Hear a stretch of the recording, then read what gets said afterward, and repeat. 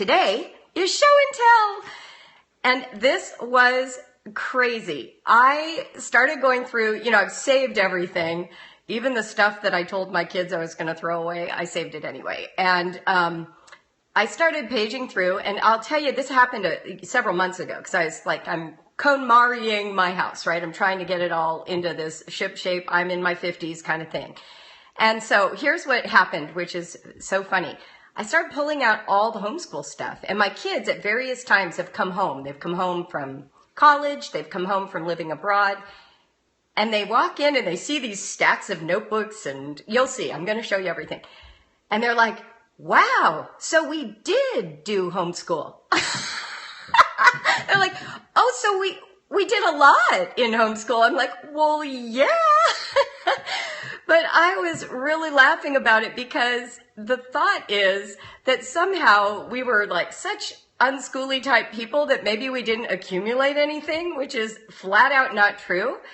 Part of what was satisfying to me is that I think in a certain sense, we did live a lifestyle of learning. I wasn't setting up a big schedule with a lot of boxes to check off. And so I don't know that they were always aware that our home was doing school, if you know what I mean. Now you're going to see there's a lot of paper, but I think there was a feeling around us that that wasn't the priority. And so weirdly, it didn't stick. But then when they were like paging back through notebooks, they're like, wow, we did do a lot of copy work. Oh my gosh, we did do a lot of writing. It was hilarious. So I start this preface of what we're going to look at because the current experience of your homeschool is not going to be the same thing that you and your kids will remember about your homeschool. Like there are some elaborate project-y things I did with my kids. Like we got into this whole Indian Native American thing, and I'm going to show you one piece of that in a minute. And my kids don't remember it. It was like a consuming passion for me. And we made little Navajo tents, we did habitats, and we visited places, and we read all these books, and I drew this map. And I'm going to show it to you right now. Okay, this is what I did when my kids were young. Let's look up close, shall we? We've got the Northwest Coast, the subarctic. Look at my beautiful coloring skills. This hung on our living room wall for an entire year. And the reason it hung there so long is because I was so proud of it. My kids did not make that map. I made the map, and I loved it, and I pointed it out to all who entered my house. So they don't remember much about the Native American period of our homeschool, but I'm okay with that. It was something I got a lot out of, and it actually used up a lot of time. And time is the thing we're trying to fill with our kids. We're trying to give them experiences right now, not just things they'll remember in the future. I think I mentioned in the last Periscope about the enchanted education that there is this mixture going on inside of your children. And part of it's about now, and part of it's about the future. But some of it's just invisible. They're just growing and learning. They don't even realize, right, that that's what's going on, that they're growing and gaining insight. So exactly, Mackenzie, you feel like you're getting your real education now. It's why, that little secret I think I shared last time. The secret about homeschoolers is this. They don't want their kids to go to school because they are finally getting the good education. The parents are getting the good education that they really want, and they're afraid they'll have to give that up if they put their kids in school. In other words, all of us are interested in learning at this age, right? We understand history. We know what a decade finally is. We suddenly have this awareness of the power of language. I understood multiplication tables for the first time when I was teaching them to my children. So, of course, if you live this way, you're going to make maps. And you're going to sit there, watching your sitcom, and you're going to be coloring in the subarctic region for Native American tribes, and it will be supremely enjoyable. And that's good, because your kids are watching you. And they're not telling you what they're seeing, but they're watching you. All right, so what is this Periscope not? I want to start there before I show you stuff. This Periscope is not a template to lay over your family. That isn't the goal.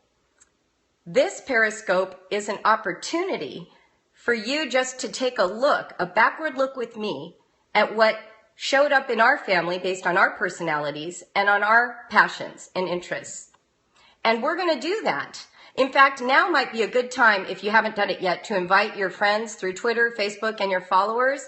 I would really appreciate that. I'm trying to get the word out, but you guys are more connected even than I am. So if you don't mind just like swiping up if you're Android, swiping to the right if you are on an iPhone, and then just invite your followers or Twitter or Facebook, and then that would be awesome. And then just tap those little hearts, and that will help me feel like we're getting the word out.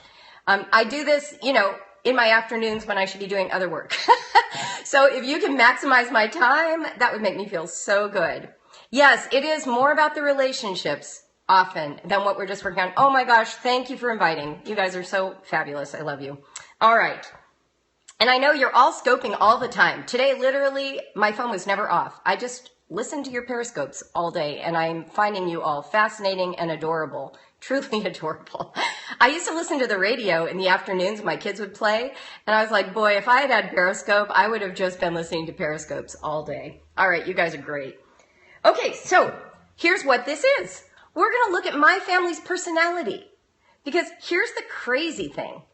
When we start, Allie is sharing that she sees more confidence and creativity in her daughter now than when she was in public school. There's a reason for that, and I'm glad that you shared that. It's because they are in a context now where there's some space and some freedom to take learning risks. If you've listened to me teach about writing, you know that I'm all about emotional safety for risk. That is the core principle behind writing and behind actually any new experience or academic pursuit.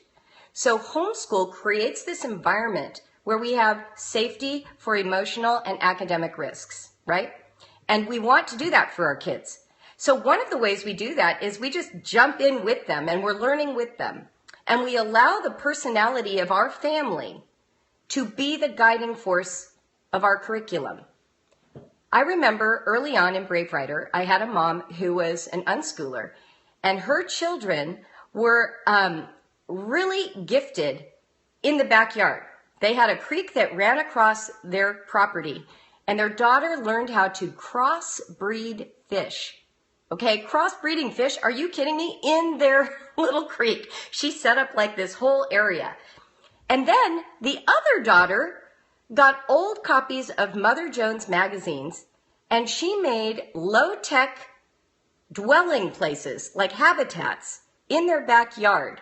And she did this for a year, and then what did she do? She graduated from high school and joined the staff of Habitat for Humanity. So I remember hearing this and thinking, wow, I am the worst home educator on the planet. I was like, we have notebooks. This is what we have. We have like this stuff. I don't have crossbred fish in my backyard. I don't have somebody building. I heard another family, they were literally building a boat from scratch in their basement. I'm like, we're not building boats. We're like drawing pictures and then putting captions under them. So I had to start to cultivate what we were about and feel okay about it, because that's what my family's good at. And what's cool is now that they're adults, I see the fruit of what we were into in their lives. So today the goal is, and we're going there now, is to let you in on what it looks like for a homeschooling family to be all about literature, writing, and the globe. My kid's dad was a Peace Corps volunteer in Morocco. I lived in France in college. I also spent a summer in what used to be Zaire, the Democratic Republic of Congo. We lived in Morocco for a number of years. I've traveled to about 24 countries. My family is all about life abroad in the world, okay? And then we were both writers. My kid's dad, is a composition and literature professor. And then, of course, I come from professional writing. And so we love books and we love writing. Okay? So guess what you're going to see? A lot of international stuff and a lot of writing, okay? Because that's what we are. You're not going to be us. You're going to, maybe crossbreed fish. I don't know what you're going to do. Okay, so here we go. I'm going to turn this around again. And unfortunately, I don't yet have what I really need, which is a good tripod. so live with me for now. I thought we would start with me. So when I was in second grade, my mom bought me this book. And as a matter of fact, this book still exists. And for your kids who love to write about themselves and love writing, go get them this book. It is the cutest thing. Yes, this is me. Look at those little sponge roller curls. Yes, I look so confident. Okay.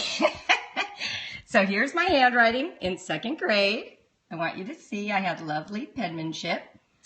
And I want you to see the first story that I ever wrote that I saved. It's about Mimi the cat. And I think I had beautiful handwriting, which could set a very high standard for my children, couldn't it? But I did not worry about that. So that's this book. So I wanted you to see, this was about as close as I got to homeschooling as a kid. Yes, thank you, Jen. I do think I had nice cursive. And of course, it's hardly taught anymore, and I'm okay with that. But what I was going to say is, from a young age, I had an interest in writing stories, and so I kept journals and books with stories in them. And that was about as close as I got to homeschooling. When I got older and I homeschooled my children, I decided to join them in our copywork pursuits and in keeping track of all the books I read.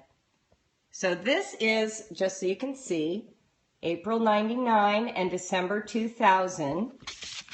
And here are lots of books I read, lots and lots of books, and then more books, and then comments. Here's me thinking about the writer's jungle and trying to figure out what we were going to write about. I want you to just see what I did, okay? Here are movies that I watched, and I ran out of writing them. I guess I stopped being interested in that. Here's me journaling. Going on and on. Here's my to-do list. Here's my vision for the future.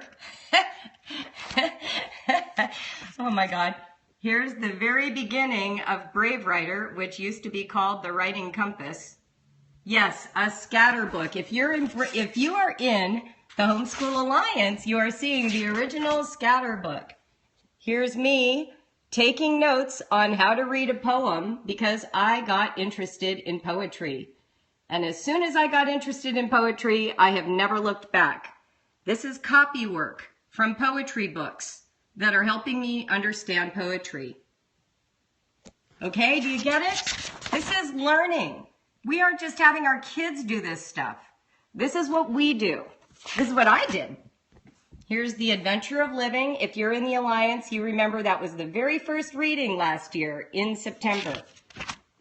So I thought it would be nice to see that I do copywork, and I did it with my kids. We all sat at the table. Here's Thomas More. I read from his book last week. Okay, so that's enough looking at that. I wanted you to get the feeling of what it was to be an adult who's pursuing an education. Because if you're interested and curious and growing and developing as a person, you are guaranteeing that that will happen with your children. In fact, I told someone yesterday who emailed me, she was very worried about her kids. And I said, okay, here, try this, and please get a hobby. Take a little bit of the focus off them and start getting interested for you, because that's how your kids will grow. And that's the model they'll have, but it's also what you'll do to keep your own sanity going. All right, so let's look at some of these little products I've got going here. Around again. All right, so first of all, I just thought this was funny because of Periscope. This is my daughter's heart. Who knows what this is? This is Katrin. She could not read, okay? This kid didn't read till she was almost 10, but she drew stuff like this at age 4 and 5. And literally these are hearts, and it just made me think of Periscope.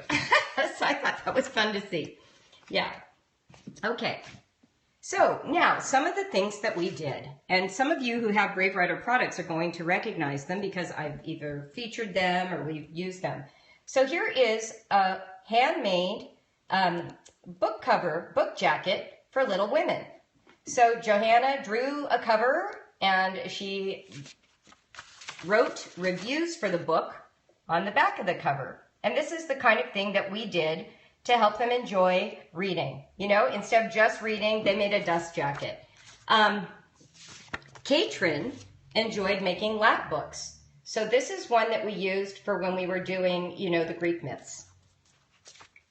And you can see when you open it, we've got, you know, all her various writing. Yes, exactly. This is in faltering ownership, and it's also in partnership writing. These are just ways that we work together, especially when she couldn't write. So look at, that's my handwriting. That's not Katrin's. And then here is my handwriting and her handwriting. Can you see that? What is Atlanta known for? Her speed. So some of what I wanted you to see here is that when we were working on these projects, we were working together. It was role modeling. When my kids and I did nature journaling, and they were really young, let's see, I pulled this out. In 1993, so Johanna was born in 89, she drew that hummingbird. And that was when we were out in nature. I loved it because I was so impressed. I mean, 93, 89, she was 4 years old. That's a pretty good job. And then Noah, you know, he drew a horned owl. And, oh, hold on. Let me see if I can pull this out. So in addition to our drawings, we also did narration. So this is a sheet where you can tell it's my handwriting. And I asked him, tell me about a blue jay. And then he started talking. Royal blue, squawky noise on the telephone pole, like that. I asked him about the black crow. He's got gray with reddish underbelly. Run, run, hop, hop. Tops are red, bodies are gray. Only flies a little. I know this, in a weird way, maybe this is kind of a tedious practice for me to show you all this. But what I'm wanting you to see is that the things I advocate we did, and they bore fruit. Here is Jacob's little book of animals. He did the drawings, and then I would listen to him and write the words. In fact, Johanna was really into these little books, and I didn't save them all, but I saved some of my favorite ones. So this one is Looking All Over for Samantha in the Woods. If you're noticing these hearts, more hearts, right? They come from a Tupperware stencil kit. And so what I would do is I would staple, you know, or in this case, I guess I tied it. But I would take a sheet of construction paper, and then we would take a bunch of white typing paper and put it in the middle. And then she would get up in the morning and she would draw a picture. And she did a whole bunch of pictures without any words. And I would wake up and find all these pictures drawn in this book, like this. And there was no story yet. And then we would go back and I'd say, tell me what is going on in this picture, and she would say it. A little girl named Samantha was walking through the woods. Just like that. And I was able to just, each page, she just makes stuff up. And a big black bear came. And then her mom and dad were looking all over for her, right? And then the next one, a princess found her. And the queen was trying to find Samantha too. They went home for breakfast, the kids, even the mom and dad. Of course. They went on a walk. Samantha, Allison, Katie, and Michael. And those happened to be people she knew in her real life. The queen was left behind. You get the idea. So we would make these. She has another one, a family went camping. She has another one. This one I think Noah did. It's called The Truth About Nights. But what I want you to see is these went in our library basket, all of these. And they would just be sitting there with the other books. And then when it was time to read, we would read them. And our kids would get to hear their own original voices included right along with regular library books. Here's a little book that Noah made, and we did this through a cooperative that he was a part of. It's called Noah's Poetry Book. Here he dedicated it to his parents and his wonderful baby brother. And here's Noah with pictures. And then here he is writing a poem that uses his name. Noah never stops loving you. Opened his heart to Jesus. Always likes to swing through the trees. Hugs and kisses are my favorite. So like that. This is what you can do with your kids. This is what we did because we're all about writing and we're all about literature. Here's a nature journal. If you're a Charlotte Mason fan, maybe you're interested in that. And I wanted you to see that we use these clear page protectors. And then I try to always remember to date everything. So here is winter, obviously, in Ohio. And we've got icicles. Can you see that? Icicles dripping off of, off of the branch. And that's our bird feeder, of course. Oh, heavens. So cold in Ohio. Oh, here it is. Yay, we're into the fall. That's beautiful. Here's another example of her work, drawing the tree and writing what she wants to say about it. Of course, what I'm trying to show you here, I should show you everybody's work. Here's Jacob. Is this Jacob? Yeah. This is him. Oh, no, this is Noah, learning about obedience. I think this is hilarious. Disobedience, rules about where it's okay to climb. Roof, off limits. Cars, off limits. Here's where it's okay to climb on the tree. Oh, it makes me laugh. And obviously we were trying to teach him something because this was a child who climbed everything known to humankind. All right.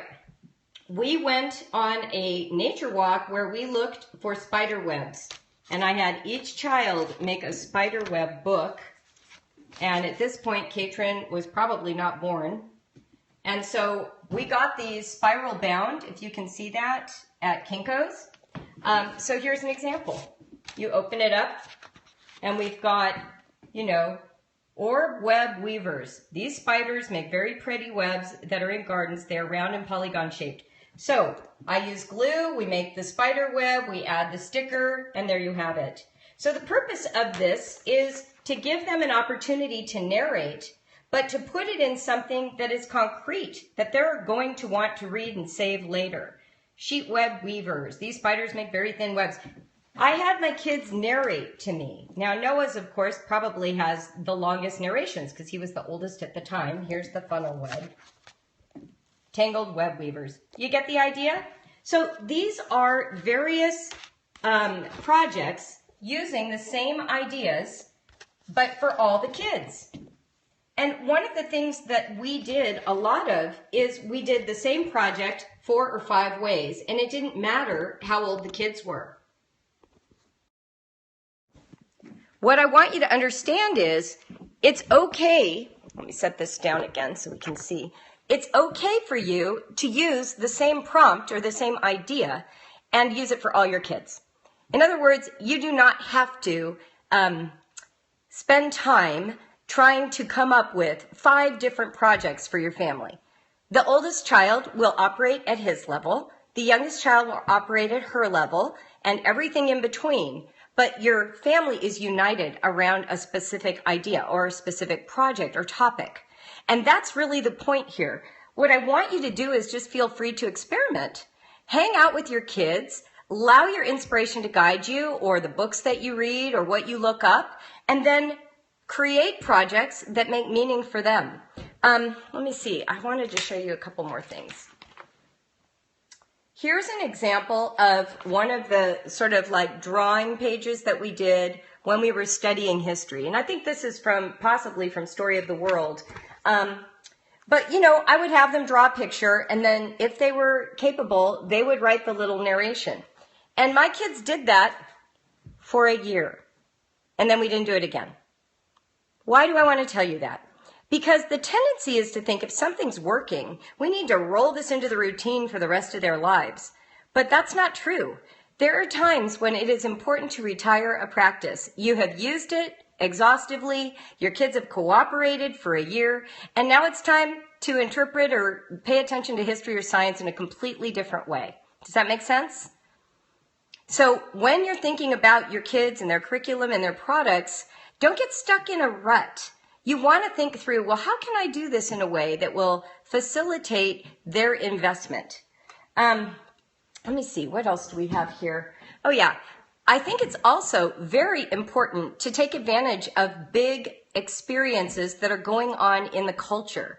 So like when we have the Olympics come, my kids, we would get out the globe, and during opening ceremonies, we'd be spinning it and looking for the different countries as the nations would walk in the Parade of Nations.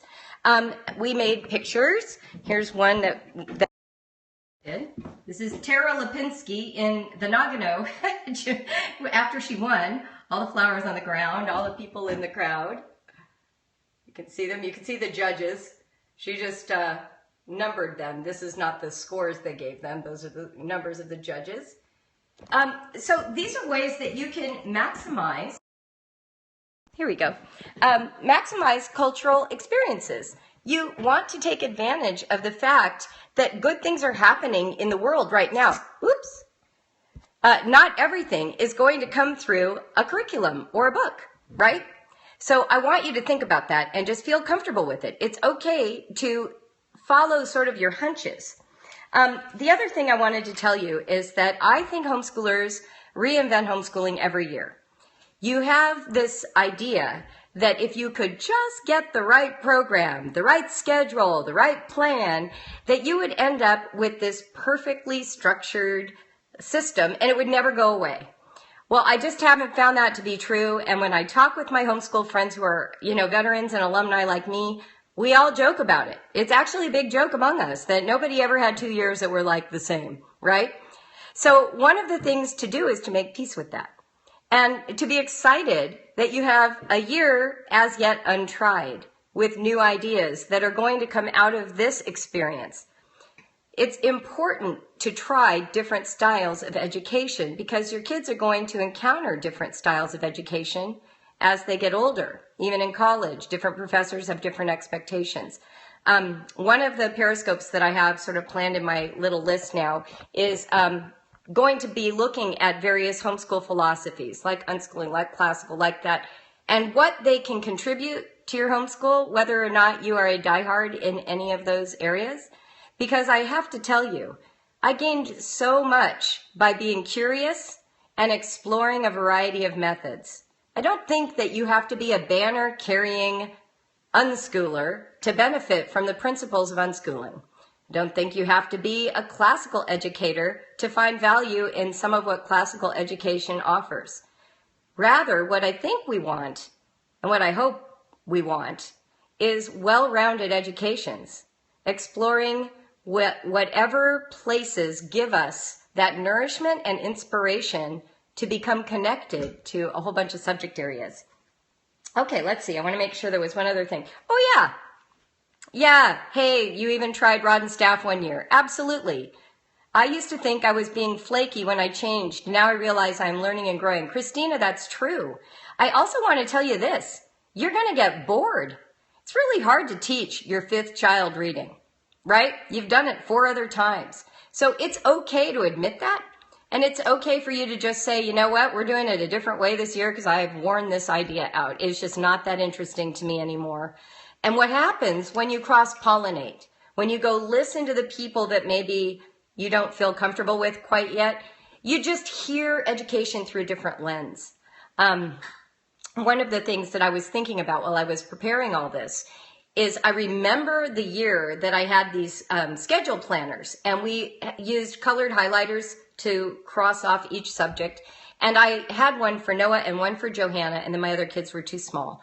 And I would spend these every week. I would spend time on the weekends preparing them, and then, each day, and it was all blocked out, and I felt so good about it. I mean, it was like deeply satisfying for me, the chaotic person, to have this system that I thought I could truly trust. And Johanna did quite well with it. But Noah, after 2 months, woke up one morning and said the dreaded words, "I hate my life."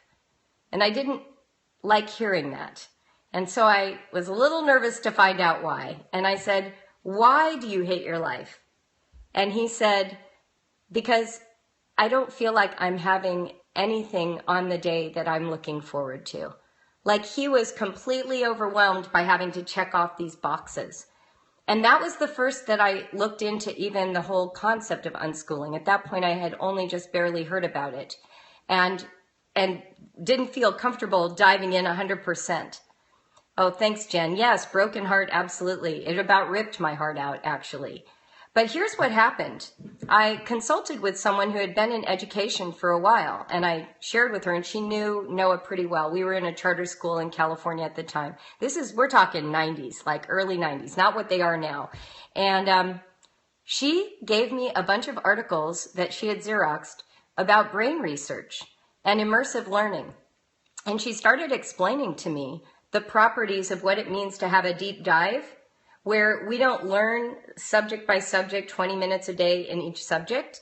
We do better sometimes when we latch on to one thing and really milk it for all it's worth before moving on to the next thing. And the analogy she used that really spoke to me was, what did you do when you got pregnant?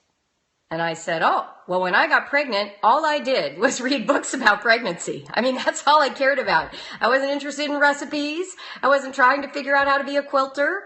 I was in the best biology class I had ever been in, right? I wanted to know everything about how my body worked, how labor would work, how breastfeeding would work. And that became my whole focus. And so when she put it to me that way, I realized Noah wasn't doing well with 20-minute increments. And so I took my hands off.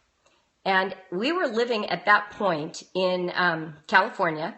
He was in 4th grade. It was California history.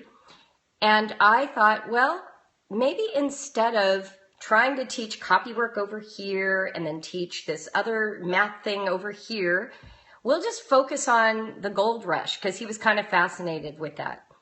And yeah, you never thought to apply that principle to your kids. You know why? The ghost of public school past.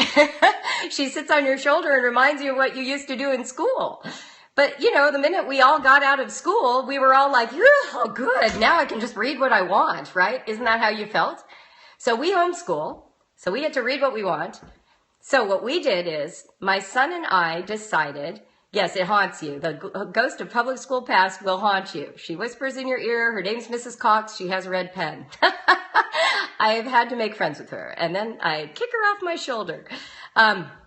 So anyway, what I was going to say. So we were focused then on this gold rush, is what we decided. And Noah and I just started reading books, and I just dragged the other kids into this experience.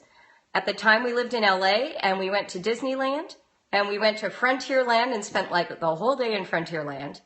Then we watched the Pocahontas movie. Okay, doesn't this sound so academic so far? Then they started talking about, well, what can we do with the gold rush? I want to pan for gold, my kids did. And I said, well, we could throw a party. Let's throw a party. And that changed everything. This is the origin of Party School. I'll do a whole thing on Party School on Periscope because it's so fun. But basically what we decided to do is throw a party for our homeschool friends that would recreate the conditions of the gold rush in California. So what we did is we went and bought fool's gold. We bought all those little pie pans, and we learned how to do the panning for gold. We had one of those toddler sandboxes, and we bought sand. We had wood and saws and all that stuff, and the kids all gathered and learned how to make a sluice. During the weeks leading up to this party, Noah and I did research together on all the main figures who were a part of the gold rush, and Noah created these little note cards for each figure, and the people who came to the party, we handed them out, and they had to be those people. So that was like research and report writing right there in one. We drew a map. I'm kind of into drawing maps. Now you know. We drew a map of Sutter's Creek, and we played Pin the Gold Nugget on Sutter's Creek. So we spun them around with their little bandanas, and they pinned the nugget, and the winner got some kind of prize. Then we had a whole stand where you could get licorice or root beer, and the only way you could get it was by turning in your fool's gold. And we had this certain little scales, and you'd put fool's gold on one side and licorice on the other, and then that balanced it out. My very favorite moment was when one of the little boys came up to me, and he had 2 hands of root beer and 4 licorices out of his mouth, and then he's like, look how much fool's gold I had. And I thought, oh my gosh, there it is, capitalism. He had the most gold, so he was trying to show it off by holding 2 cups of root beer. He didn't need 2, right? It was incredible. Then I had a mom who brought her guitar, and we all sang Oh Susanna and all these old folk songs, and then we made Franks and beans on a camp stove. We sat on blankets. It was incredible. This took us, just so you know, 6 weeks of preparation and execution. That's what we did instead of my schedule in the notebook with the check boxes. There was, counting up of money. There was sewing. Noah learned how to use my sewing machine. So we made these little fool's gold bags that they could put their bag in, their fool's gold in. I'm sharing this with you because the temptation is to try to tame the beast. Try to make homeschool submit to some agenda. And you don't need that. Exactly, Jen. These are the memories my kids actually do remember. And we took lots of pictures, and of course had the internet then what it is now. It didn't even exist back then. Hey, did someone say a medieval party? Dawn, we threw one. We did a full-on medieval feast with 4 families. We used old curtains and we had a day where the moms sewed them into costumes. We made conical princess hats. We divided up all the different foods and brought them. We ate with our hands. The dads were a part of it. And it took us about 3 months to get ready for this party. I'm not kidding. It was one of the highlights of our year. I call it party schooling. Every time there was something we wanted to learn, we just decided to throw a party. And I don't know. There is benefit, of course, to everything that we've done. Like there's benefit to the handwritten narrations and the little pictures. There's benefit to recording all of the stuff they're learning. And of course, like, you know, here's like, what is this? This is like correcting a page of grammar. Here's an example of reverse dictation. I did all this stuff, right? But what we remember is also these bigger experiences that defy checkboxes and weekly planning and the perfect books. I have binders. Oh, I have binders. I always think of of the binders of women. We have binders of, you know, endless pages of stuff, right? We did all the stuff. And you're going to still do your stuff. But make sure. Oh, thank you so much, Alexandra. See you later. But make sure that you're creating memories and experiences because those are what they hold on to and they shape your homeschool and they create a different richness and a different dynamic. And you only have to do a couple a year. It's not like we did this every week, right? I didn't do this every week. There are 2 toggles. There's routine and there's schedule. Or routine, and inspiration. And so that's what we're going to look at in one of these future Periscopes. I'm not going to get into that right now. But there's a difference between a schedule and a routine. And you can have a routine, but you want to follow inspiration when she visits. And you want to create space for inspiration so that it can visit. Okay, let's see. The last thing I want to say is this. You will always have plans that you never achieve. So just imagine that you will never do at least a third of what you've planned. At least a third. Let me tell you how I know. So most of you have writing programs, right? And most programs have a writing project or 2 a week. In BraveWriter, we believe that you should only do 1 writing project per month. We like a whole month to get through it. So for one kid, you might have 10 projects in a year, 1 per month. What happens if you have 4 kids who are writing age? How many projects is that in a year? That's math even I can do. 40. 40. Do you know anyone doing 40 writing projects in a year, supervising them from start to finish? Just think of all your friends. Are you? Just anyone doing 40? I see no one commenting and all the hearts have stopped. So my guess is you're not. So here's the thing. Plan for not doing 40 in a year. Just know that you're not. Do as many as you can that bring joy, that are satisfying, that you can complete. And that's true with everything. You're not going to get it all done. It's not possible. No way are you doing 40. And yet you probably own a curriculum that would have you do 40 with 1 child. If you do 1 per week, right? So no wonder we feel like we're failing. And if we just had a better system, if we just had a better notebook, if we just had a better checklist. But that's not the goal. The checklist can't be the goal. The goal needs to be doing experiences that are deep and rich and lasting and satisfying while you do the routine. And the routine needs to be sort of this bare bones, comforting thing you return to on a regular basis. And we'll talk about that on another day. But for now, I hope that gave you a little taste of some of the things we did. I'm going to just, because I can. Oh yeah, I promised you some epic fails, so I'm going to really quick. Yeah. So we did fine with nature journaling if you are Johanna. We did less fine with nature journaling if you're another child. I thought this is what this was. This is actually a good project. Noah created his own screenplay of Gilgamesh after we read it. And that was really exciting to me because he hates writing. And so this was maybe the only writing project he did that year. One of our epic fails, which I thought I brought out and I'm not seeing it, so about it, is we read the children's Homer one year. And I asked my kids to do a written narration a la Charlotte Mason after every chapter for the whole book. And my kids did not enjoy that. And I just was hanging out a lot around classical education at the time. And so I felt a lot of pressure. I don't know if you guys go through that feeling, but I can easily get into that whole pressure thing. Like, I'm supposed to do this because everyone else is doing it. And so what happened was I made them do it. And at the end of the year, I could see some of the growth and even some of the value, but it came at a price. And the reason I would call it in our family an epic fail is that the next year, the resistance level to writing was so much higher. And it took time to re-engage them in the belief that writing could be satisfying and not something to be drummed out of them.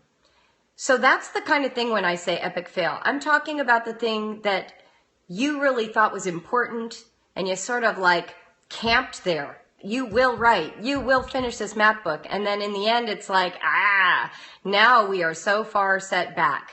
It's like when I created the calendar system. It was a setback. I had to be liberated from it. And my kids had to tell me they hated their lives before I realized the truth. Let's see.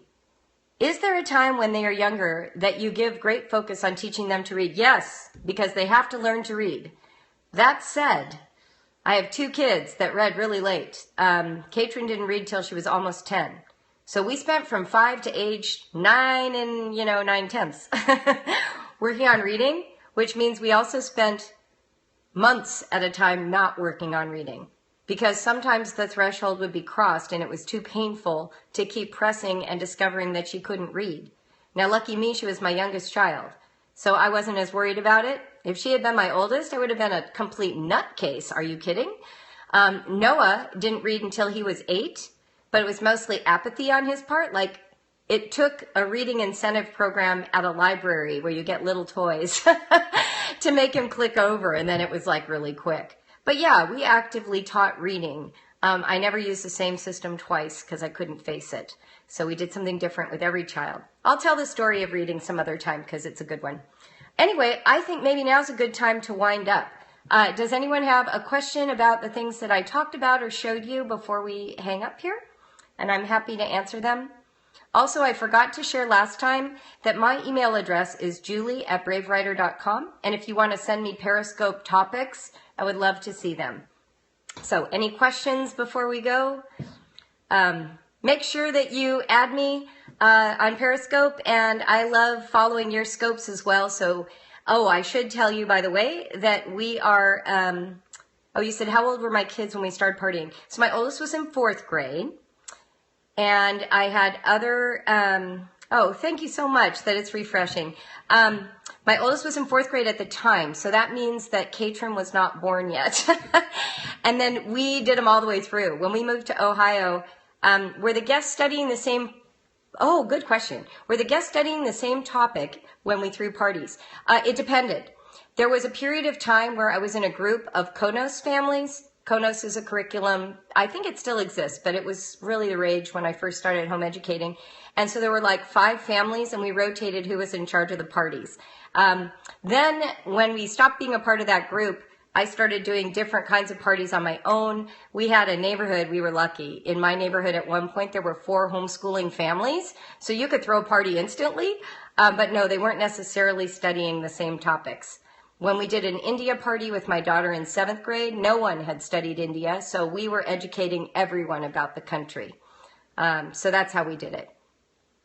Anyway, what I totally realized I forgot to use my hashtags. I joined the Facebook group called Homeschool Scopes. If you want to use the hashtag BraveScopes, please do. I forgot to do it on this one. And any of my replays are at Catch. The one that I did on Monday, holy moly, it's already had like 300 and some odd views just on Catch, and that doesn't even count the live broadcast. So thanks for sharing it, and I love having you here. And I will see you on Friday at 4 Eastern. So see you then. Live honestly and write bravely. You're welcome, Erin. Thanks everyone for coming.